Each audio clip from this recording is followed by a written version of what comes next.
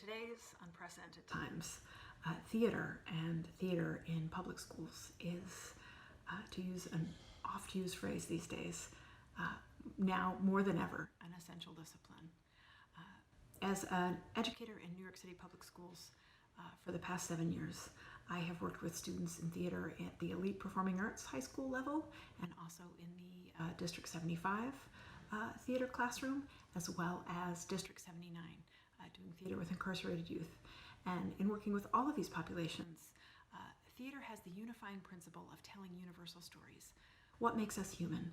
What is that connection that, despite all the odds, keeps us working and uniting together for progress and for the common good? How are we able to form connections in the most direst of circumstances? And how can we tell stories that create delight, that entertain, that provide joy, that provide an outlet, as well as stories that provoke, that ask questions, that ask us to think deeply of ourselves and our actions, and to think deeply and ask questions of the actions of others. In these times of online learning and distance learning, theater is more challenging than ever to teach, but more essential than ever.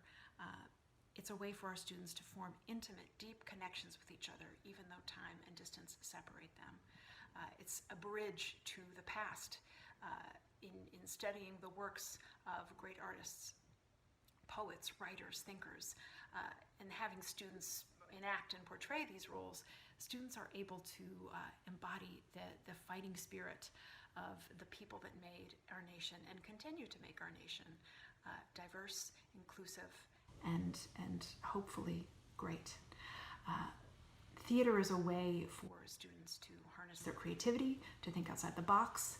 It accommodates learners across the spectrum of learning styles. It addresses kinesthetic learners, visual learners, and it really helps students make the learning come alive off the page and become a part of them.